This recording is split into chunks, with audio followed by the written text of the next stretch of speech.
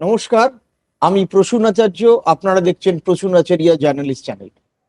এই মুহূর্তে বাংলায় একটা ঠান্ডা প্রবাহ চলেছে। 10-15 ডিগ্রি মধ্যে টেম্পারেচার ঘোরাফেরা করছে। উল্টো দিক থেকে রাজনৈতিক উত্তাপ এতটাই বেড়েছে, পশ্চিমবঙ্গের বিগত 15-20 বছরের রাজনীতিতে এই অবস্থা দাঁড়ায়নি। ইডি হানা ঠিক এর অফিসে, আইপ্যাকের অফিসে, এবং মুখ্যমন্ত্রী মমতা বন্দ্যোপাধ্যায় আইপ্যাকের যিনি চিফ প্রতীক জৈনের বাড়ি এবং সেক্টর 5-এর অফিস থেকে ফাইল নিয়ে আসা, ইডির বাধা দেওয়া ইত্যাদিকে কেন্দ্র করে হাইকোর্টে মামলা। সেই মামলার আজকে আপনারা যখন দেখছেন তখন সুপ্রিম কোর্টে শুনানি, হিয়ারিং। শেষ পর্যন্ত সুপ্রিম কোর্ট কি করে সেটার দিকে আমাদের নজর থাকবে। কিন্তু সবাই জানতে চাইছে যে আইপ্যাক কি, আইপ্যাক কেন, এই ধরনের সার্ভে টিম কি করায়। পশ্চিমবঙ্গের মানুষ শুধু নয়, তামাম বাঙালি দুনিয়ার যে যেখানে আছেন তারা এটা জানতে চাইছেন। এই কারণে এইরকম একটা সংস্থাকে কেন্দ্র করে অতীতে কখনো এরকম ঘটনা ঘটেনি। এবং আপনারা জানেন আইপ্যাক তারপরে বিবৃতি দিয়ে বলেছে আমরা প্রফেশনাল সংস্থা, যা যা ইডি চায় আমরা সেগুলো দেব। উল্টো দিক থেকে তৃণমূলের পক্ষ থেকে যেটা বলা হয়েছে এবং যেটা বাস্তব ঘটনা, ইডি যখন অভিযান চালিয়েছিল একেবারে ভোরবেলা, without notice of the local police station, প্রায় 3 ঘন্টা বাদে শেক্সপিয়ার সরণি থানা এবং সল্টলেকের সেক্টর 5-এর পুলিশকে জানানো হয় অভিযান চলছে। তারপরেই মুখ্যমন্ত্রী মমতা বন্দ্যোপাধ্যায় ছুটে যান, সঙ্গে পুলিশ কমিশনার ছিলেন, ডিজি ছিলেন। শুভেন্দু অধিকারী বলেছেন কেন মুখ্যমন্ত্রীকে গ্রেপ্তার করা হবে না। প্রায় একই সুরে মোহাম্মদ সেলিমরা বলছেন, এবং তামাম বিজেপি লেগে পড়েছে ইলেকশনের আগে তার নাম অন্তত এফআইআর এ দর্জ করানোর এবং সুপ্রিম কোর্টে মামলা। এই অবস্থায় রাজনীতি যা হবে হবে। আমরা বুঝতে চেষ্টা করব যে আইপ্যাক কি করে বা এই ধরনের সংস্থাগুলো সমীক্ষা কতটা কিভাবে করে। আজকে আপনাদের সামনে এমন একজনকে উপস্থিত করব যেটা আমারও সৌভাগ্য। তার নাম হচ্ছে ঈশান ব্যানার্জি, বাংলার ছেলে, মূলত বর্ষিরহাটে বাড়ি। আমি ঈশানকে অনুষ্ঠানে স্বাগত জানাই। ঈশান নমস্কার। দর্শক বন্ধুদের জানাই ঈশানের একটু পরিচয় আপনাদের করে দিই। ঈশানের বুঝতেই পাচ্ছেন একেবারে তরুণ। ঈশান মাস কম পাস করেছেন দিল্লি থেকে, তারপর ডেভেলপমেন্টাল স্টাডিতে আজিম প্রেমজি ইউনিভার্সিটি থেকে। কিন্তু তার থেকেও বড় কথা, 2019 থেকে 2021 আইপ্যাকের সাথে একেবারে সরাসরি পিকে সাথে যুক্ত ছিল প্রশান্ত কিশোরের সঙ্গে, এবং কাজ করেছে প্রতীক জৈনের সাথে। প্রতীক জৈন তখন ছিল সিইও। আপনারা 2021, 2019 বুঝতে পারছেন, এবং 2024 ইলেকশনেও এমন একজন তৃণমূলের প্রায় স্টার ক্যান্ডিডেটের সাথে যুক্ত ছিল এবং এখন নিজে কাজ করে।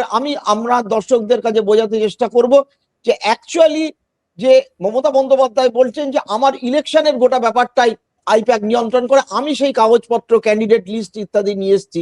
আমি প্রতীককে জৈনের ব্যাপারে বা অন্য ব্যাপারে লিটিগেশন, আইনগত ব্যাপারগুলো এখানে আলোচনার মধ্যে আসবে কম, আসবেই না বলা চলে। আমরা বুঝতে চেষ্টা করব ঠিক কি কাজ করে এই ধরনের সংগঠনগুলো। কারণ আইপ্যাক নরেন্দ্র মোদীকে 2014 সালে জিতিয়েছিল।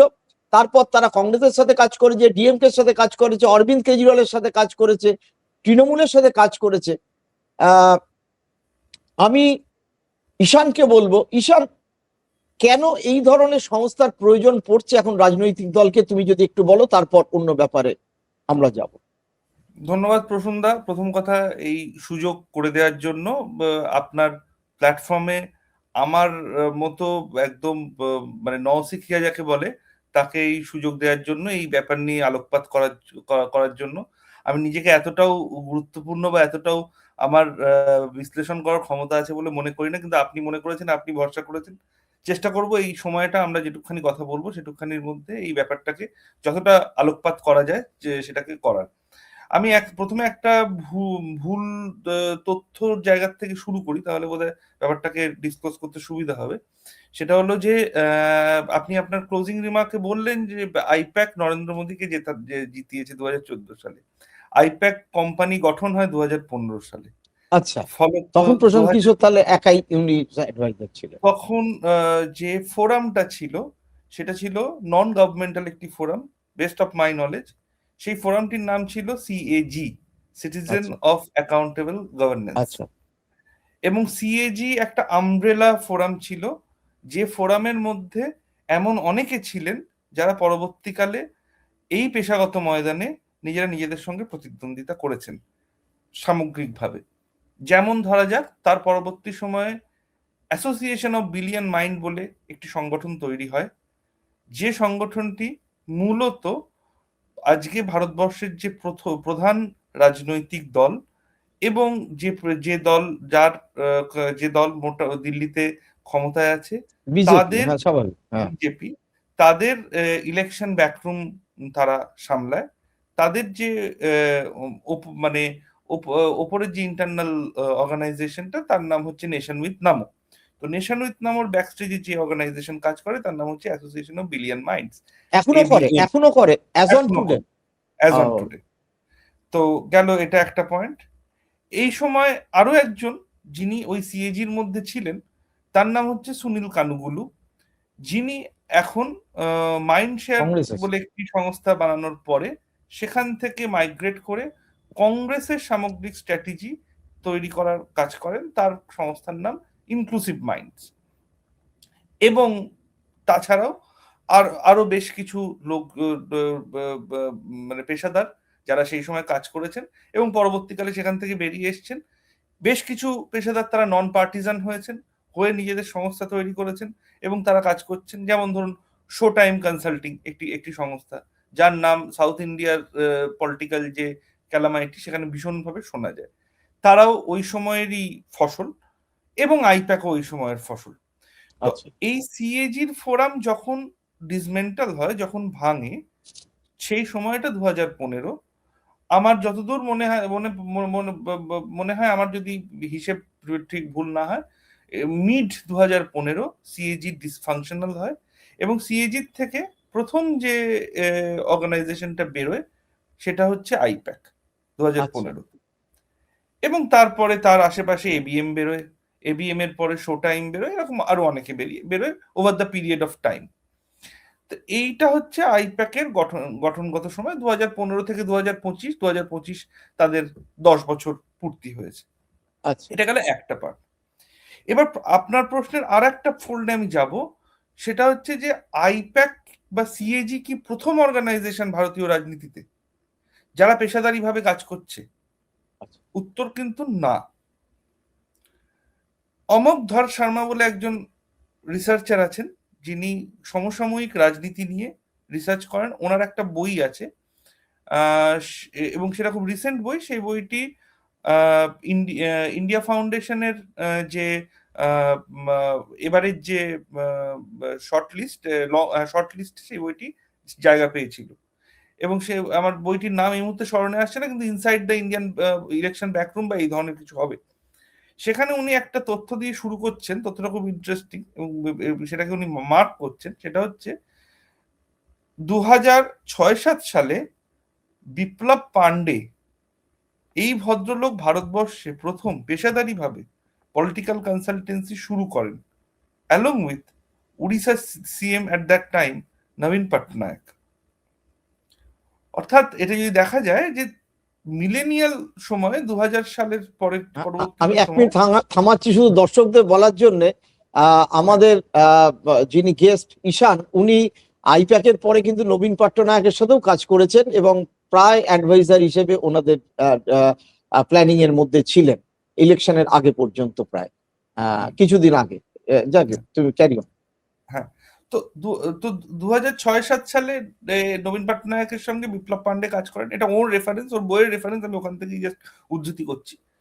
এবং সেইটা কিন্তু দেখতে গেলে এই প্রফেশনাল সেট আপে পলিটিক্যাল অ্যাডভাইজারি ভারতবর্ষে তার ইন্ট্রোডাকশন পয়েন্টও সেটাকেই বলা হয়, ভিন্টেজ পয়েন্ট। আচ্ছা এবং তারপরে 2009 সালে কংগ্রেস পার্টি তার যে নির্বাচনী প্রচার, সেই আমরা জানি জয় হো বলে একটি স্লোগান এসেছিল হ্যাঁ এবং তারপরে বিবিধ জিনিসপত্র হয়েছিল। সেই জিনিসটা কিন্তু সেখানে কিন্তু অ্যাডভার্টাইজমেন্ট এজেন্সি তারা একটা হিউজ রোল প্লে করে এবং তারা প্রথম এই এই জিনিসটাকে একটা একটা 360 ডিগ্রি কনসাল্টিং ফরম্যাট দেয়, অর্থাৎ একটা স্টেজ তৈরি হয়। এর মধ্যে অনেকগুলি অর্গানাইজেশনের নাম আছে, তার মধ্যে বেশ কিছু অর্গানাইজেশন আজকে ফাংশনাল নয়, কিন্তু বেশ কিছু অর্গানাইজেশন এখনো ফাংশনাল। যেমন অরিজিনাল বলে একটি সংস্থা আছে। আমি এটা নিয়ে একটা নিজে একটা লং ফর্ম লিখছিলাম, সেখানে আমি এটা মেনশন করেছিলাম যে live before I-PAC what was the case in Indian political consultancy scenario, মানে সিনটা কি ছিল। তো এরা এরা ছিল আইপ্যান বলে একটি অর্গানাইজেশন ছিল, সম্ভবত ক্রেয়ন কনসাল্টিং বলে একটি অর্গানাইজেশন ছিল। তারা কিন্তু 2009 থেকে 2012 এই সময়টায় সাংঘাতিকভাবে কাজ করেছে, এবং eventually political consultancy as a platform was landed by the advertisement fraternity of India in some way or আচ্ছা the other. Ogilvy, Dilip Cherian, এদের একটা ভীষণ ইনফ্লুয়েন্স কাজ করেছে। সেই জিনিসটারই একটা সরলীকরণ এবং day to day anchor point যদি কিছু হয়, সেইটা তৈরি করা শুরু করেছে সিএজি। সিএজির কিন্তু প্রাইমারিলি নিজস্ব আইডেন্টিটি শুরু হয় চায় পে চর্চা দিয়ে, যদি দেখা আচ্ছা যায় ক্যাম্পেইন হিসেবে। তার আগে অবধি কিন্তু সিএজির নিজস্ব কোনো আইডেন্টিটি নেই, তার কোনো ডকুমেন্টেশনও নেই, তার কোনো এক্সিস্টেন্সও নেই। তার কারণ এটা একটা মানে সেখানে যারা সেই সময় কাজ করেছে তারা কিন্তু সবাই প্রফেশনাল হয়ে কাজ করেছে, এরা স্টাইপেন্ড পেত। সিএজিতে আচ্ছা। সেই সময় 40,000 টাকা স্টাইপেন্ড পাওয়া যেত, যখন 2014 সালে এরা শুরু করেছে কাজ করতে। তো 2014 সালে 40,000 টাকা কম নয় কিন্তু। না, কিন্তু তখন এটা স্টাইপেন্ড ছিল, মানে let's put it here as it is. এবং না, এবার সেই সময়ের নিরিখে যদি দেখা যায় যে ভারতবর্ষের সবচেয়ে লুক্রেটিভ স্টাইপেন্ড জব কি ছিল, সেটা ছিল পিএমআরডিএফ, প্রধানমন্ত্রী রুরাল ডেভেলপমেন্ট ফেলোশিপ, যেটা জয়রাম রমেশের দপ্তর অ্যাঙ্কার করতো। আচ্ছা, সেখানে কিন্তু 80,000 টাকা তখন ফেলোশিপ দেওয়া হতো। তো যাক, সেই এবার সেই আইপ্যাকের কথা, এবার আইপ্যাকের কথায় হ্যাঁ, আসি। এইবার আইপ্যাকের পয়েন্টটা এটাই যে আইপ্যাক একটা নতুন ফরম্যাট তৈরি করা শুরু করলো, যে ফরম্যাটের 4টে পিলার আছে। প্রশান্ত কিশোর যখন আইপ্যাককে অ্যাঙ্কার করে বিভিন্ন জায়গায় ক্যাম্পেইন শুরু করলেন, উনি 4টে পিলারের কথা বললেন। সেই 4টে পিলার কি কি? 4টে পিলার হচ্ছে মেসেজ, মেসেঞ্জার, মেশিনারি, মেকানিক্স। আমি আবার আচ্ছা, ওনার উদ্ধৃতির মধ্যেই যাচ্ছি, কারণ সেইভাবে যে গেলে না সুবিধা না, হবে। একদম একদম একদম, হ্যাঁ। তো তো মেসেজ, মেসেঞ্জার, মেশিনারি, মেকানিক্স, এই 4টে পয়েন্টে উনি গোটা জিনিসটাকে ভাঙলেন। এবং ওর একটা ভীষণ ফেভারিট বই আছে, আমরা প্রত্যেকে জানি, উইজডম অফ ক্রাউড, যেটাকে উনি সবসময় রেকমেন্ড করেন আদার দ্যান গান্ধী। এই 4টে পিলারে উনি সব জিনিসটাকে ভাঙলেন, এবং এই 4টে পিলারের ওপরই উনি ওনার সমস্ত যেখানে যেখানে উনি ক্যাম্পেইন করলেন সেই ক্যাম্পেইনটাকে স্টিক অ্যারাউন্ড করালেন। অর্থাৎ আমার মেসেজ হবে একটা, আমার মেসেঞ্জার হবে একজন, অর্থাৎ একজন লিডার সেন্ট্রিক একটা ক্যাম্পেইন হবে। ক্যাম্পেইন মানে মেসেজ, মেসেঞ্জার মানে হচ্ছে যে ক্যাম্পেনার, মেশিনারি হচ্ছে তার পলিটিক্যাল ফোর্স, এবং মেকানিক্স হচ্ছে বাকি যে হেয়ার এন্ড দেয়ার সমস্ত জিনিসটা। আমি আর একটু এই বোঝার জন্য আমি জাস্ট বলছি, যেরকম যে বাংলা বাঙালির গতবার যে ছিল, বাংলা বাঙালির মেয়েকেই চায়, এটা তার মানে মেসেঞ্জার মেসেজ মমতা বন্দ্যোপাধ্যায়, এবং একদম, তার কর্মীরা হচ্ছে তার দূত মেশিনারি, আর তার মেশিনারি। মেশিনারি, হ্যাঁ। এবং তার মেকানিক্স হচ্ছে এটাকে প্রোপাগেট করার জন্য মিডিয়া, সোশ্যাল মিডিয়া, ছোটখাটো সভা, ক্যাম্পেনের যাবতীয় যা কম্পোনেন্ট সেগুলো। আর এই গোটা জিনিসটার মধ্যে ফ্লুইডিটি কি থাকবে? ফ্লুইডিটি থাকবে হচ্ছে intelligence. This is the fifth invisible hand, যেটা নিয়ে আমরা কথা বলি না, হুইচ, আচ্ছা, যেটা এই ব্যাপারটার মধ্যে আরো ইম্পর্টেন্স তৈরি করলো। এবং পরবর্তী ক্ষেত্রে ভারতবর্ষের বিভিন্ন রাজ্যের স্টেট মেশিনারি সেটাকে অ্যাডপ্ট করা শুরু করলো, that call PIU, political intelligence unit. জিনিসটা কি?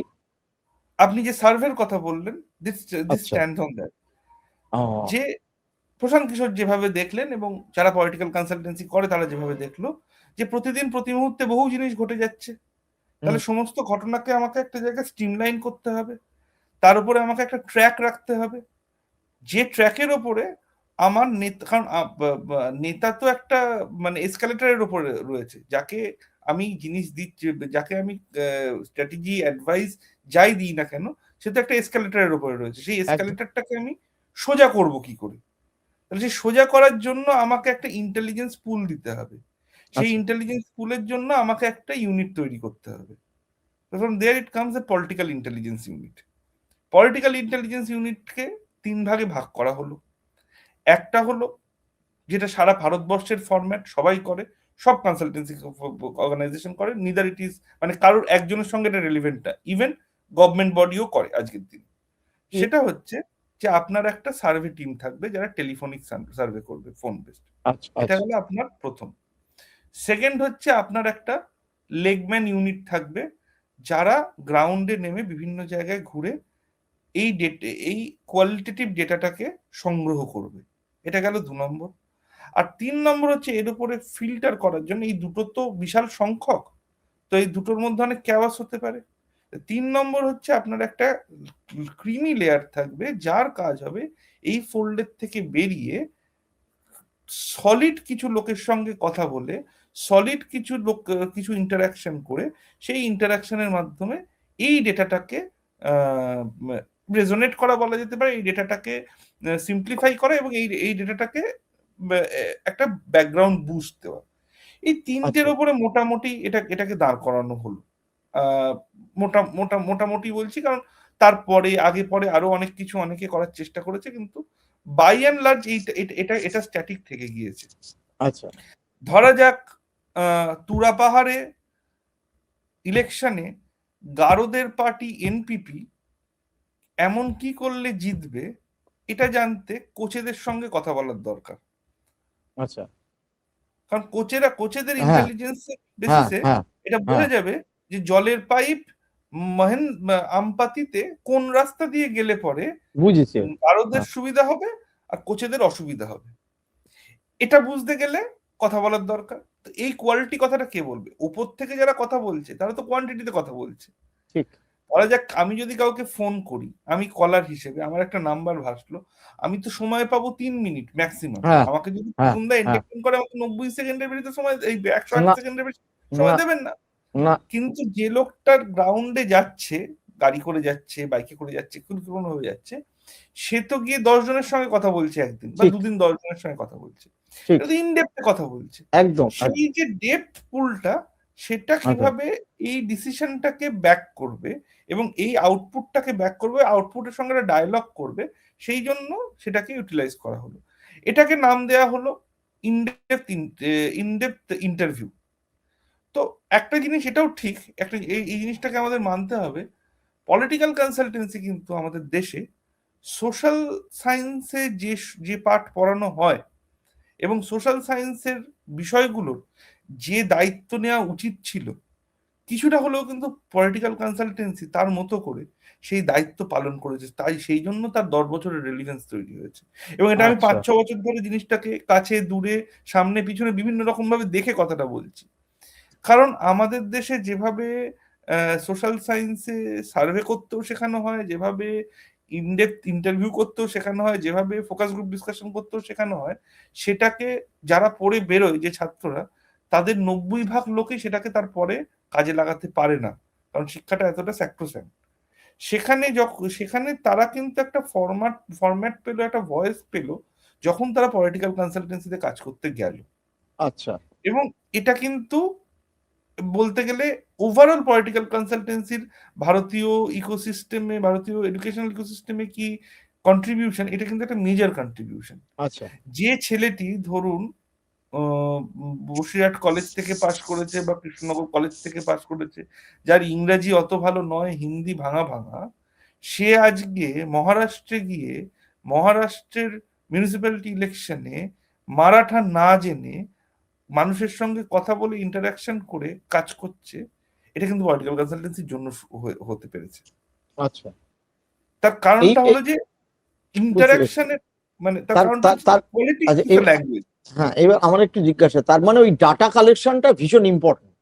তার মানে এই এই যে আইপ্যাকের কাছে হোক বা অন্য সংস্থার কাছে হোক, বারবার যে তারা সার্ভে করছে, সার্ভে করে মানুষের মুড দেখছে, কোনটা প্রয়োজনীয়তা, সে কি চাইছে, সেই ডাটাটাকে ফিট করে সে তার মতো করে লিডারকে চালিত করছে। সেটা মমতা বন্দ্যোপাধ্যায় হতে পারে, সেটা অন্য কেউ হতে পারে, এইটাই তো মূল বিষয়। হ্যাঁ, কিন্তু এটা এবার এইখানে আমার একটা পয়েন্ট হচ্ছে যে ডাটা কালেকশন থেকেও ডাটার ডিকোডেশনটা ইম্পর্টেন্ট। আচ্ছা, ডাটা কালেকশন তো সবাই করছে, না আপনার কাছেও তার যে থেকে অর্থ যেটা বেরিয়ে আসছে। হ্যাঁ, সেই অর্থটা এবং সেই অর্থটাকে বিভিন্ন প্যারামিটারে ফেলা। ধরা যাক আমি যে যে হাইপোথিসিসটা নিয়ে আমরা আলোচনা করছি, আমি যদি সেই হাইপোথিসে 1 মিনিটের জন্য ফিরে যাই, গারো পাহাড়ে গারোদের পার্টি এনপিপি তারা কি করে ভোট পাবে, পেতে গেলে কোচেদের সঙ্গে একটা সমঝোতা করার দরকার। এটা বুঝতে গেলে তো মানে যে ভোটের ডেটা সেটাকেও আপনাকে সামনে নিয়ে আসতে হবে। একদমই ওটা তো একটা একটা হাইপোথিসিস, তার একটাই হচ্ছে আপনি ইন্টারাকশন করলেন, আর একটা তো ভোটের ডেটাটাকেও আপনাকে দেখতে হবে। দুটো দেখে আপনি একটা ডিকোডেশনে পৌঁছবেন। ফলত এটা একটা জিনিস। দ্বিতীয় পয়েন্ট প্রসন্দা, এটা বুঝতে হবে যে 2000 প্রত্যেকটা পেশার যেমন একটা আদি মধ্য অন্ত থাকে, তেমনি পলিটিক্যাল কনসালটেন্সিরও তার বাই ডিফল্ট 15 বছর ভারতবর্ষে এক্সিস্ট করা হয়ে গিয়েছে। ফলে সেও একটা সিজন জায়গার থেকে বেরিয়ে এসছে। ঠিক। ফলে মানুষের কাছে আপনি যখন এই সার্ভের জন্য 10টা প্রশ্ন জিজ্ঞেস করবেন, তার উত্তর কিন্তু রেডি।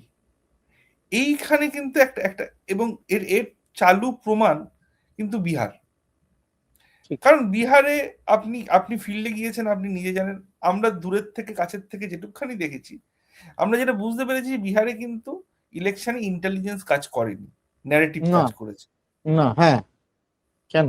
তো তার কারণটা হচ্ছে যে এই প্রশ্নটা আমি যখন উড়িষ্যা গভর্নমেন্টের কথা আপনি বললেন সেই জন্যই আমি বলছি, এছাড়া অন্য কোনো এ নেই। উড়িষ্যা গভর্নমেন্টে যখন আমি প্রায় 17 লাখ আদিবাসী পপুলেশনের সেন্সাস সেটা অ্যাঙ্কার করছিলাম, সে সময় আমার একজন এনজিওর প্রধান তিনি বলেছিলেন যে মানুষের কাছে আপনি যখন প্রশ্ন নিয়ে যাবেন যে আপনার কি অসুবিধা আছে, সে তখন এই প্রশ্নের বদলে জিজ্ঞাসা করবে আমি এর থেকে কি পাবো। ঠিক। সো ডিপ্রাইভেশন, মানে এখানে ইকোনমিক্স এবং সমাজবিজ্ঞানের কিছু প্রশ্ন চলে আসে, আচ্ছা, প্রসঙ্গ চলে আসে যে হ্যাঁ, হ্যাঁ, না, ডিপ্রাইভেশন না, বুঝতে এমন পেরেছি। একটা। হ্যাঁ, আমরা একটু একটু করে আনি, সেটা হচ্ছে হ্যাঁ, 19-এ আইপ্যাকের সাথে যে কাজ করেছিল সেইটা কি পশ্চিমবঙ্গের ইলেকশন তো ছিল না বোধহয়, অন্য কোথাও, না নাকি না, West Bengal Paschimbanga election? West Paschimbanga Bengal ছিল। ইলেকশনেই ছিল। হুম হুম আচ্ছা, তা তখন থেকে 21, মানে 19-এ 18টা সিট বিজেপি জিতেছিল, কিন্তু 21-এর ইলেকশন মনে হয়েছিল খুব টাফ, কিন্তু যেভাবে বেরোলো ইলেকশনটা, তার মানে তোমাদের ডাটা স্যাম্পলিং বা সেটাকে অ্যানালিসিস করা, প্রশান্ত কিশোর নিজে এখানে থাকতেন, মানে গোটা ব্যাপারটা একটা হিউজ, তার মানে একটা অফিস মেনটেন স্টাফ, মানে গোটাটা যেটা সরকারের ক্ষেত্রে তার স্ট্যাটিস্টিক্যাল ডিপার্টমেন্টের বদলে সেইটাই একটা প্রফেশনাল সংস্থাকে দেওয়া হচ্ছে, এটাই তো মূল বিষয় যা বোঝা যাচ্ছে। এটা একটা একটা অ্যাসপেক্ট, তার সঙ্গে আরো যেটা মেজর মানে এটা এটা ওয়ান অফ দ্য অ্যাসপেক্ট, কিন্তু তার সঙ্গে আরো 2-3টে যে কোর অ্যাসপেক্ট ছিল। যে 19-এর তৃণমূল কংগ্রেসের কথা যদি বলা যায়, 19-এর তৃণমূল কংগ্রেস, 19 থেকে 21-এর তৃণমূল কংগ্রেসের একটা বেসিক সমস্যা হচ্ছে তারা কনফিডেন্স হারিয়ে ফেলেছিল। আচ্ছা, তো পলিটিক্যাল পার্টিকে কনফিডেন্স দিতে গেলে পলিটিক্যাল পার্টির সঙ্গে কাউকে আপনাকে যদি কনফিডেন্স দিতে হয়, তখন তার সঙ্গে আপনাকে অ্যাকাস্টমড হতে হয়। একটা একদম, শব্দ একদম, আমরা খুব একদম, করে একদম, দেখেছি। একদম, একদম। তো আমার যেটা মনে হয় যে 19 থেকে 21-এর ক্যাম্পেইন যে পুরো ওই ওই ফেজটা ছিল, তার যে কোর্স ইন্টেলিজেন্স একটা ইম্পর্টেন্ট পার্ট ছিল, কিন্তু ইন্টেলিজেন্স তো ডিআইবিও দিয়ে দেবে, সবাই দিয়ে দেবে, একটা ফরম্যাট ফ্লোট করলে পরে সবাই মোটামুটি সেই ফরম্যাটই ইন্টেলিজেন্স হ্যাঁ, নিয়ে আসবে। ইন্টেলিজেন্স ছাড়া আর কি ছিল সেখানে? একটা জিনিস কিন্তু খুব ইম্পর্টেন্ট ছিল, যে প্রথম কথা, ওই ক্যাম্পেইনের সময় যারা কানেক্টেড ছিল তারা একটা মানে আহ, তারা জিনিসটাকে খুব মানে ইম্পার্সোনালাইজ করে নিয়েছিল, যে আমাদের এটা প্রত্যেকের একটা জায়গা, এই ইলেকশনটা এই একটা ব্যাপার বেশ বেশ বহু লোকের ক্ষেত্রে ছিল। এবং সেইটা তৃণমূলের যে কনফিডেন্সটা Trinamool Congress as a party lose করেছিল, সেটাকে বুস্ট করতে সুবিধা করেছিল। আমি নিজে যেহেতু প্রায় 7টা ফেজ সেই সময় কাজ করেছি, উত্তরবঙ্গ থেকে শুরু করে দক্ষিণবঙ্গ অবধি।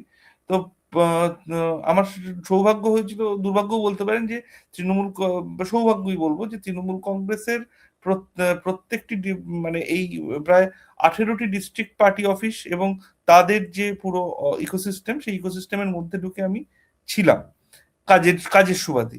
সেখানে ঢুকে ঢুকে যেটা দেখেছিলাম যে কনফিডেন্সের একটা হিউজ প্রবলেম আছে। সেই কনফিডেন্স পুল আপ করে পুরো ইলেকশনটাকে ল্যান্ড করা, এবং এটা মেক শিওর করা যে Trinamool Congress being a party, সে জিততে পারে, হারা সিটেও জিততে পারে, যেখানে সে ডিফিকাল্ট অবস্থায় সেখানেও জিততে পারে, বুথ টু বুথ সে সেই এনার্জিটাকে রেজোনেট করতে পারে। এইটাতে সেই সময় প্রশান্ত কিশোর এবং আরো অন্য যারা ছিলেন, তাদের একটা বিরাট ভূমিকা ছিল। তার মধ্যে ক্যাম্পেইনের একটা ভূমিকা ছিল। এই মিডিয়া থেকে শুরু করে অন্যান্য যে সমস্ত স্টেক হোল্ডার, তাদের সঙ্গে যে কমিউনিকেশন, সেই কমিউনিকেশনের একটা ভূমিকা ছিল।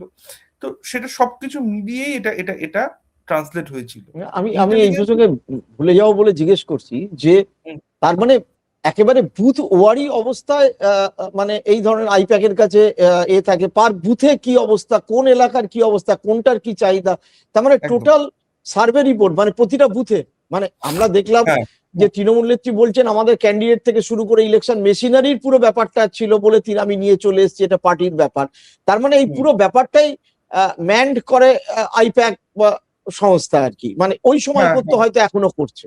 মানে পুরো একদম ব্যাপারটাই মানে আমাদের সাধারণ লোকের যে ধারণা যে আমরা বুথওয়ারি হিসেব বলা চলে বা কোথায় ক্যান্ডিডেট কি হবে পার্টি মেনটেন করে, কিন্তু সেটা পুরোটাই আইপ্যাক করে। তাহলে মানে আমার কাছে একটা সংস্থা প্রফেশনাল, তার কাছে আমার ওই এলাকার জনপ্রিয় নেতাকে, তার দলের কতজন আছে, ওইখানে উইকনেস অফ দা অপোজিশন বা স্ট্রেংথ কতটা আমার বা আমার কি উইকনেস, তার মানে পুরো ডাটাটাই আমার কাছে রয়েছে, তাই তো? একদম একদম সেইটা ধরেই আমি বুস্ট আপ করবো, হ্যাঁ, তো বুস্ট আপ করবো কি করে? হ্যাঁ, একদম একদম একদম সেটা একদমই রয়েছে। এবং সেই সেই ডেটার থেকে মানে সেই ডেটার ডিকোডেশনটা খুব ইম্পর্টেন্ট। সেটা যেহেতু বিভিন্ন সময় পলিটিক্যাল কনসালটেন্সি যারা কাজ করেছে তারা বিভিন্ন সময় সেটা ভালো মানে সেটা তাদের মতো সময় উপযোগী করে করতে পেরেছে বলেই হয়তো তার আউটপুট হয়েছে। এটা একটা জিনিস। তবে হ্যাঁ, এটার সঙ্গে এটাও বলতে হবে যে এটা এটা শুধু আইপ্যাক বলে না, প্রত্যেকটি সংস্থায় যারা কাজ করে হ্যাঁ, তাদের না না, আমি কাছে আমি আসলে আমাদের বাংলায় এটা এখন চর্চার মধ্যে রয়েছে বলেই এই প্রসঙ্গটা আসছে। এটা সব সংস্থাই করে, কানুকালু কংগ্রেসের এই যে হ্যাঁ, ভারত জোড়ো যাত্রা রাহুল গান্ধী করেছিলেন, এটা আইডিয়াটা তিনি ফ্লোট করেছিলেন প্র্যাকটিক্যালি, এবং তারপর সেটা মেনে নেওয়া, তার রেজাল্ট লোকসভা ইলেকশনে কংগ্রেস পেয়েছিল, নো ডাউট অ্যাবাউট ইট। 99টা বা আজকে পাপ্পু যাদবকে ধরলে 100টা সিট নয়তো হতো না।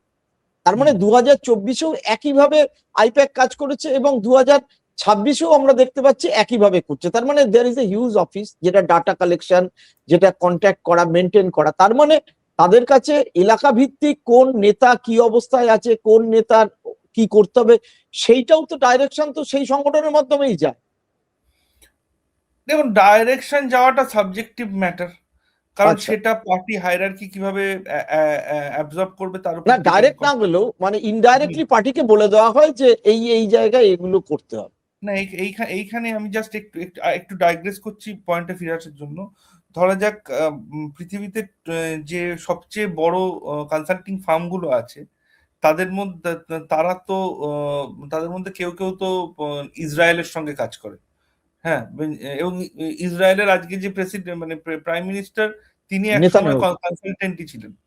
আচ্ছা, তিনি, হ্যাঁ, তিনি একটি বিগ ফোর কনসাল্টিং সংস্থার কনসালটেন্ট আচ্ছা। ছিলেন। এবং সেখানে কিন্তু মানে ভীষণ মানে মেরিট ব্যারিয়ার আছে, মানে আপনার একটা পার্টিকুলার পার্সেন্টাইল না হলে আপনি কোনোদিন চান্স পাবেন না। তো সেরকম একটা ব্যাপার আছে। তো আমার পয়েন্ট হচ্ছে যে অ্যাডভাইজারি অর্গানাইজেশন বা অ্যাডভাইজারি কোম্পানি, অ্যাডভাইজারি ফার্ম যে কোনো ক্ষেত্রে সারা পৃথিবীতে সে অ্যাডভাইস দিতে পারে। আপনি যদি দেখেন রাহুল গান্ধীরও আচ্ছা, শিক্ষাগত যোগ্যতায় তিনিও স্ট্র্যাটেজিক অ্যাডভাইজারই ছিলেন কোনো না কোনো ফার্ম। সেটা তো পলিটিক্স নিয়ে কাজ করেনি, কিন্তু অন্য কিছু নিয়ে কাজ করতো। সো অ্যাডভাইজারি সংস্থার কাজ হচ্ছে অ্যাডভাইস করা। আহ, আচ্ছা, এক্সিকিউশন এইবার পার্ট। একদম সেটা সব সময় সেই হ্যান্ডটা সব সময়। আমি এই কথা যদি আমরা কেউ বলি যে অ্যাডভাইজারি অর্গানাইজেশন দেশ চালায় বা সমাজ চালায় বা পার্টি চালায়, তাহলে সেটা সেটা খুব ফুল ওয়ার্ল্ড হয়ে যাবে। মানে সেটা মানে রাজনৈতিক ভাবে শুনতে হয়তো খুব ভালো লাগে, কিন্তু আদতেই সেইভাবে হয় না। তার একটা ইমিডিয়েট এক্সাম্পল হচ্ছে, যতদূর আমরা জানি, এটা নিউজ পেপারে যে বেরিয়েছে, তামিলনাড়ুতে ইনক্লুসিভ মাইন্ড, আইপ্যাক এবং আরো একটি অর্গানাইজেশন তারা একসঙ্গে কাজ করছে ডিএমকের হয়ে। 3টে সংস্থা। 3টে সংস্থা। এটা সাউথের বিভিন্ন কাগজে আপনি যদি যান আপনি পাবেন। আপ টু 2025 জুন অবধি এই নিউজটা ছিল, জুন জুলাই অবধি।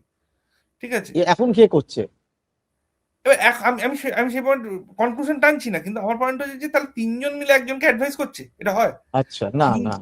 3জন মিলে একটা আউটপুট দিতে পারে, তার উপরে দাঁড়িয়ে কেউ নিজের পারফরমেন্স। আর ডিএমকে এর মতো পার্টি পার্টি, যার হ্যাঁ, আইডিওলজিক্যাল স্ট্যামিনা আছে, তার ঠিক। তো একটা স্ট্রং আইডিওলজিক্যাল স্ট্যামিনা আছে, তো সুতরাং এই জিনিসটাকে না এই এই এই বক্সের মধ্যে যেভাবে পশ্চিমবঙ্গে দেখা হচ্ছে, এটা ক্ষতিকারক। এর পরে আগামী প্রজন্মের প্রফেশনালদের জন্য ক্ষতিকারক। আমি জাস্ট এই পয়েন্টটা এই কারণে বলছি, হ্যাঁ, কারণ অ্যাডভাইজারি অর্গানাইজেশন অ্যাডভাইস করতে পারে, তার অ্যাডভাইস করাটাই কাজ, সে তার জন্য প্রফেশনাল ফিজ নেয়, এতে তো কোনো ভুল নেই। মমতা ব্যানার্জি নিয়ে কথা হচ্ছে, তৃণমূল কংগ্রেস নিয়ে কথা হচ্ছে, প্রসন্ন আপনি জানবেন, আমি এটা জানি, বহু বহু আগে আমার এক বন্ধু স্থানীয় মানে অগ্রজ তিনিই বলেছিলেন 2008-09-তে তৃণমূলের যে রিভ্যাম্প, তার পিছনে একটা গুরুত্বপূর্ণ ভূমিকা নিয়েছিল এসি নিয়েলসনের একটি রিপোর্ট। একদম তাহলে এসি নিয়েলসন অ্যাডভাইস দিয়েছিল, এসি অ্যাডভাইস দিয়েছে, নিয়েলসন তো সিঙ্গুরের মুভমেন্টটা চালায়নি, ঠিক। এটা তো হতে পারে না। এই জায়গাটায় আমাদের মধ্যে ডিস্টিংশন করাটা খুব দরকার, এবং এই ডিস্টিংশনটা না হলে যেটা হচ্ছে, আমার মানে ব্যক্তিগতভাবে আমি কোনো প্রতিষ্ঠানকে পছন্দ করতে পারি না করতে পারি সেটা অন্য ব্যাপার, কিন্তু যেটা হচ্ছে যে সার্বিক ফেটার্নিটির জন্য খারাপ হচ্ছে, উইচ হান্টিং হয়ে যাচ্ছে, যেটা সমস্যা। আমি সেই জায়গাটাতেই একটুখানি আটকাচ্ছি, কারণ এর আগে পরে বহু ঘটনা আমিও জানি, আপনিও জানেন, যেখানে বহু মানুষকে বাধা দেওয়া হয়েছে কাজ করতে। তো সেই জায়গার থেকেই আমি এই জায়গাটাকে আরো মানে সামনে রাখি একটা যে ওই আমাদের দর্শকদের জন্য যদি দু একটা অ্যানিকডোট প্রশান্ত কিশোরের সাথে কাজ করা বা প্রতীক জৈনের সাথে একটা দুটো যদি একটু হুম, উল্লেখ করতেন। হুম। না, একটা একটা তো মানে প্রশান্ত কিশোরের সঙ্গে কাজ করার ক্ষেত্রে যেটা হয়েছে, সেটা তো প্রত্যেক দিনই একটা শিক্ষণীয় ব্যাপার ছিল, প্রথম কথা। মিটিং তার সবাইকে নিয়ে মিটিং করে না, যা আসে ফিডব্যাক মানে এভরিডে মিটিং না সেরকম নয়। হ্যাঁ, এবং আমি আমার চোখের সামনে লক্ষ্মীর ভান্ডার যে স্কিম, সেই স্কিমের পুরো ইমপ্লিমেন্টেশন হতে দেখেছি, এটা তো সত্যি আচ্ছা, কথা। এবং সেই স্কিমের যে সে মানে গ্রাউন্ডিং ছিল, সেই গ্রাউন্ডিং আমার সামনে হয়েছে বিভিন্ন জায়গায় পশ্চিমবঙ্গে। এবং সেই সময়ের বেশ কিছু ফ্ল্যাগশিপ যে ক্যাম্পেন, সেই ক্যাম্পেনও আমার সামনে হয়েছে, এবং সেই ক্যাম্পেনের মধ্যে একটা জিনিস প্রশান্ত কিশোর একটা কথা খুব খুব ইম্পর্টেন্ট বলে, এখনো বলে, আগেও বলতো, এবং সেই কথাটা সে নিজের মতো করে নিজে প্র্যাকটিস করে বলে আমি বিশ্বাস করি, সেটা হচ্ছে যে আমাদের সবাইকে গ্লোরিফাইড লিসেনার হতে হবে, শুনতে হবে। তো এই লিসেনিং ইকোসিস্টেমটা যেটা কিন্তু তৃণমূলের মধ্যে লাস্ট 5 বছর ধরে, Trinamool Congress as a party last 5 বছর খুব সুন্দরভাবে সেটাকে অ্যাডপ্ট করেছে, যে লিসেনিং এর ব্যাপারটা বেড়েছে। যেখানে কিন্তু বিজেপি বেঙ্গল এবং তৃণমূল কংগ্রেসের মধ্যে মেন ডিফারেন্স, সেটা কিন্তু এই শোনা।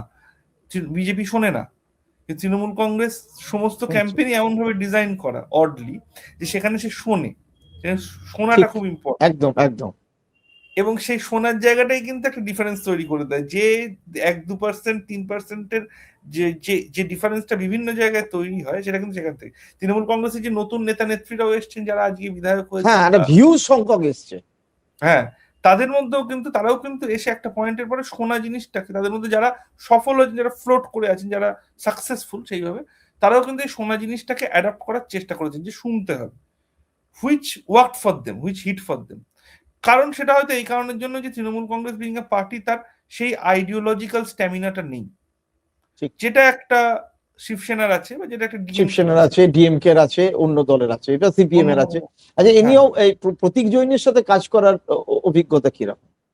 মানে দেখুন, তিনি আমার আমি তার অর্গানাইজেশনে 2 বছর কাজ করেছি, তিনি আমার তিনি রেগুলার দৈনন্দিন কাজ কি দেখেন? মানে আমি এটাই জানার হ্যাঁ, চেষ্টা একদম করি। দেখেন, এবং এরা প্রত্যেকে, ওই যে বললাম, এরা প্রত্যেকে একটা একটা একটা সময় তো দিয়েছেন, নিজেরাও ডেডিকেট করেছেন, মানে সিএজির সময় থেকে একটা ফেলোশিপ মোডে এরা প্রত্যেকে কাজ করেছেন।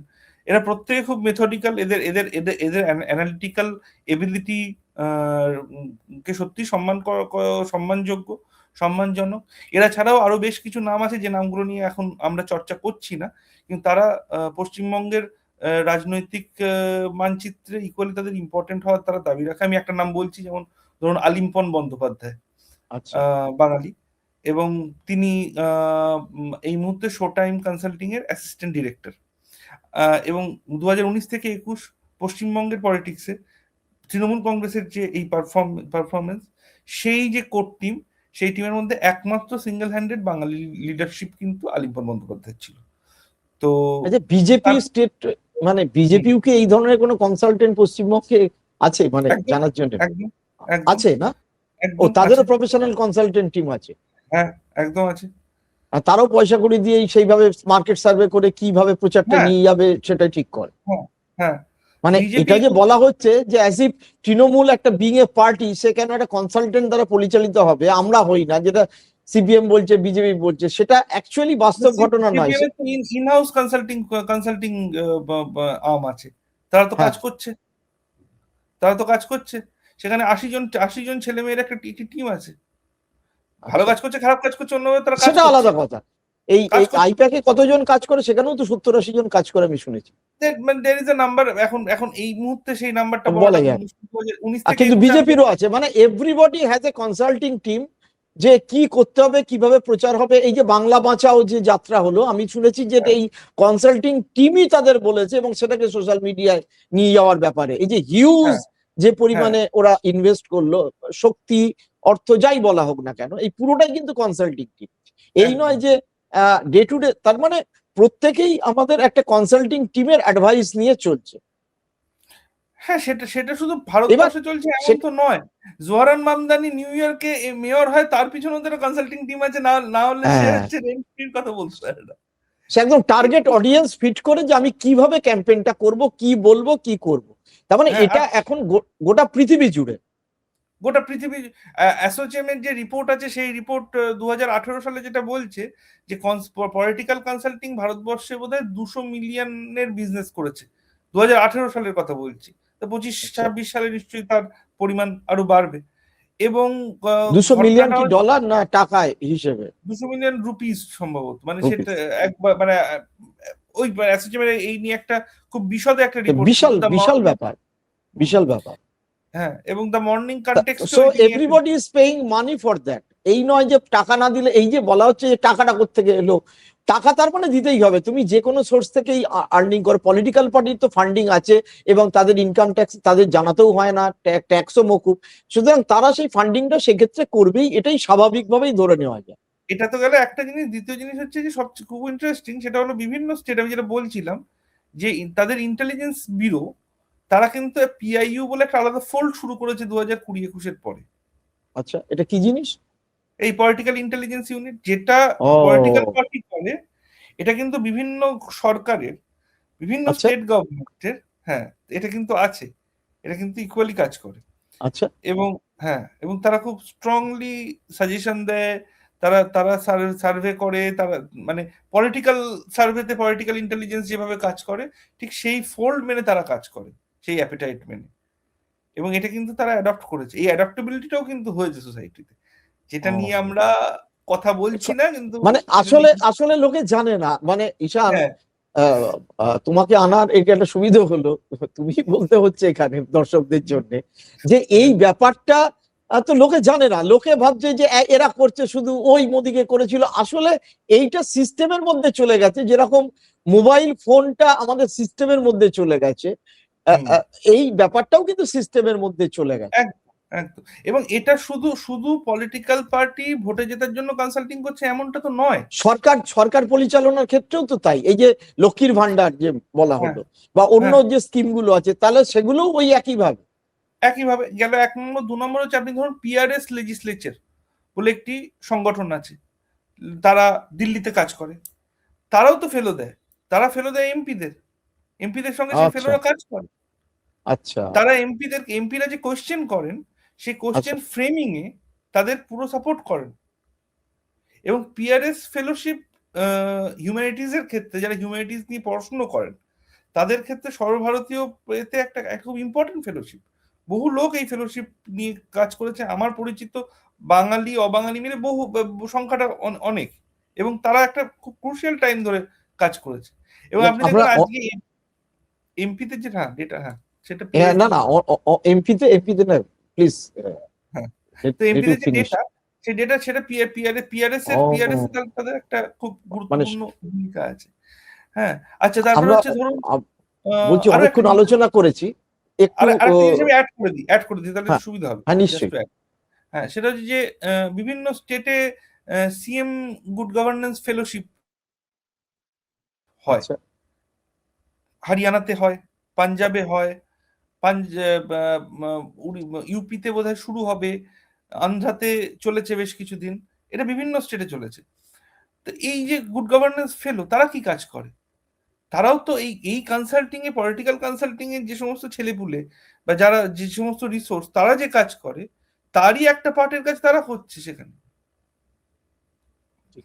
এবার আসলে একদম যেটা গুছিয়ে ভারতবর্ষ, আনছি, হ্যাঁ আমি হ্যাঁ গুছিয়ে চোর দীর্ঘ আলোচনা হচ্ছে তো তো গুছিয়ে আনছি। হ্যাঁ তার হ্যাঁ মানে এই 26-এর ইলেকশনেতেও মানে যে কাজটা ক্যারি ফরওয়ার্ড করে যাচ্ছিল 19-এ, 21-এ, 24-এ, এবং 19-এ ডাউনে মানসিকতা থেকে 21-এ আপ, 21-এর থেকে 24-এ আরো আপ, তো সেইটাই অ্যাকচুয়ালি এই প্রতীক জৈন অ্যান্ড অ্যাসোসিয়েটস অথবা বর্তমানের আইপ্যাক তারা করছে। তো সেইখানে হানাটা মানে একটা মূল যে জায়গা, মানে যার কাছে সব ডাটা রয়েছে যে কিভাবে করবে, সেইখানে হানা দেওয়া এইখানেই দাঁড়াচ্ছে। কি মনে হচ্ছে আলটিমেটলি আইপ্যাক, এটা এটা একেবারে বাইরে থেকে বলা, যে তারা যে কাজ করে, যে তাদের কাজ কি এবার সাকসেস এবারও হতে পারে? মানে পরপর তো 3টে ইলেকশন তারা সাকসেস পেয়েছে। দেখুন, একটা জিনিস বুঝতে হবে, একটা কনসাল্টিং ফার্ম বা তাদের কাছে এটা মানে একদম মানে চেনা মাটি। এখানে তারা প্রত্যেকটি একদম প্রত্যেকটি অনুষঙ্গকে তারা খুব ভালোভাবে চেনে। নার্ভ এই চেন। এই হ্যাঁ, নার্ভ চেনে। এই ইকোসিস্টেমে প্রত্যেক স্টেক হোল্ডার, সেটা প্রসূন আচার্যও হতে পারে, সেটা অন্য কেউ হতে পারে, প্রত্যেকে কে কি বলতে পারে সেই ব্যাপারে ঠিক। তাদের একটা মোটামুটি ধারণা আছে। ফলত যখন একটা ফিল্ড তাদের কাছে অচেনা নয়, এবং সেখানে প্রথম সবকিছু তো হলো, কিন্তু এটা তো মানতে হবে যে একটা পলিটিক্যাল পার্টির রাজনৈতিক সংগঠন একটা ইলেকশনের হিজ হুজ করে দেয়। দুটো পার্টির কাছেই কনসাল্টিং ফার্ম আছে, দুটো পার্টির কনসাল্টিং ফার্মই ইকুয়ালি ট্যালেন্টেড, ইকুয়ালি রেলিভেন্ট। কিন্তু আপনি যেটা আগে এর এর 2-3টে এপিসোডের আগে বলেছেন, আমি সেটা এখানে বলছি, 94,000 বুথে যার বুথ কর্মী আছে সে মাঠে বাই ডিফল্ট এগিয়ে থাকবে, যার হ্যাঁ, নেই ঠিক। সে পিছিয়ে থাকবে। তো আমার যদি 94,000 বুথে বুথ ওয়ার্কার থাকে, তাহলে আমার খেলাটা অনেক বেশি সুবিধাজনক হয়ে গেল, আমার কাজ করাটা অনেক বেশি সুবিধাজনক হয়ে গেল, আমি প্রসারতাটা পেলাম। ঠিক আছে? যে কারণে লেফটের ক্ষেত্রে একটা জিনিস শোনা যাচ্ছে যে তারা 50টা প্রায়োরিটি সিট আইডেন্টিফাই বেছে করে নিচ্ছে, ইয়েস। সেখান থেকে তারা তারা রিভাইভ করতে চাইছে, সেটা তাদের রিভাইভাল স্ট্র্যাটেজি। বিজেপির ক্ষেত্রে সেই জায়গাটা নেই, তার ওই 84,000, 42,000, 45,000 যে তার স্ট্রেংথটা আছে, সেই স্ট্রেংথটা নিয়ে তাকে নামতে হবে। এখানেই তো ডিফার করে যাচ্ছে। তো ফলত সেই ডিফারটাই তো অনেক বড় ডিফার। হাইপোথিসিসটা বিজেপি, বঙ্গ বিজেপি ধরতে পারেনি নাকি তারা ধরতে চায়নি আমি জানি না, যে আমার 50 লাখ ভোটার, তারা আমায় ভোট দেয়নি, তাদের কাছে আমি কি করে পৌঁছবো, পৌঁছিয়ে আমি এই জায়গাটাকে কি করে ইকুয়াল করব, তার কি ব্লুপ্রিন্ট, এই জায়গাটা তারা আজ অব্দি ধরতে পারেনি। ফলত অটোমেটিক্যালি তারা একটা পিছিয়ে শুরু করছে। এবার ন্যারেটিভের খেলায় তৃণমূলের যে ন্যারেটিভ, তৃণমূল অনেক বেশি পরিচ্ছন্ন এবং অনেক বেশি এগিয়ে শুরু করছে, এটা মানতে হবে। এসআইআর একটা ডিফারেন্স তৈরি করে দিতে পারে, হ্যাভিং সেড সো, কারণ প্রত্যেকটা ঠিক। অ্যাসেম্বলিতে বেশ কিছু সংখ্যক ভোটারের নাম বাদ ঠিক। যাবে, তার একটা ইমপ্লিকেশন আছে। কিন্তু সেটা কি ডিসাইডিং ফ্যাক্টর হবে, না সেটা ডিসাইডিং ফ্যাক্টর হবে না, সেটা ডিপেন্ড করবে কিন্তু দুটো পার্টি নিজেদের ক্যান্ডিডেট কাকে দেয় তার উপরে, প্রত্যেকটি অ্যাসেম্বলিতে। ঠিক। এবং এই ক্যান্ডিডেট সিলেকশন একটা ইম্পর্টেন্ট ফেজ। আমার মনে হয় দুটো পার্টি খুব বিবেচনা করে তার মতো করে সেই ক্যান্ডিডেটের সিলেকশন করবে, এবং সেইভাবে দেখতে গেলে পশ্চিমবঙ্গে সব পার্টি করবে। যদি সেখানে কেউ ভুল করে, যেটা বিজেপির 2024-এর ক্ষেত্রে একটা হিউজ ল্যাকুনা ছিল বলে আমরা সবাই জানি, এটা সর্বজন বিদিত, যে তার ওভারঅল ক্যান্ডিডেট সিলেকশনে গড়বড়ি ছিল। ক্যান্ডিডেট নিজে, অনেক ক্ষেত্রে ক্যান্ডিডেটের নিজের সেই অ্যাপেটাইটই নেই যে তার অর্গানাইজেশন কি করে কাজ করছে, এগুলো সমস্যা। এই সমস্যাগুলো, কারণ সব সময় সব ভোট মোদিজি আর মমতা বন্দ্যোপাধ্যায়ের ছবি দেখে তো হবে না, না। ভোটটা হবে গ্রাউন্ডে, করাবে যে দাঁড়াচ্ছে সে। এবং আমরা জানি যে যারা আপনি আপনি এতদিন ধরে ভোট ইলেকশনকে অবজার্ভ করে আসছেন, আমি আমি কিছু সময় ধরে ইলেকশনকে দেখছি বিভিন্ন রকম টুকরো টাকরা দিয়ে, ছবি ছবি দিয়ে, যেটা আমরা জানি যে ইলেকশন একটা 360 ডিগ্রি গেম। তো সেখানে ক্যান্ডিডেটের সিলেক্ট চয়েস এবং সেই ক্যান্ডিডেটের সঙ্গে সেই অ্যাসেম্বলি এবং তার অর্গানাইজেশন কতটা বসছে, তার সঙ্গে স্ট্র্যাটেজি কি রোল প্লে করছে, এটার উপরে দাঁড়িয়ে থাকবে অনেক কিছু। এবং এটা যদি ঠিক হয়, তখন যেখানে ঠিক হবে সেখানে ভালো রেজাল্ট হবে, যেখানে ঠিক হবে না সেখানে ভালো রেজাল্ট, সেখানে সেখানে সেই রকম রেজাল্ট হবে। তো এটা হচ্ছে আমার অনেক অনেক ধন্যবাদ ঈশান। দীর্ঘ আলোচনা হয়েছে, দর্শকরা শুনলেন, যারা শুনছেন তারা লাইক শেয়ার কমেন্ট করবেন। ঈশান, আবার আশা করি তোমাকে আমাদের এই অনুষ্ঠানে নিশ্চয়ই ভবিষ্যতে পাবো। সকলে ভালো থাকবেন, সুস্থ থাকবেন, নমস্কার। শুভরাত্রি, থ্যাংক ইউ।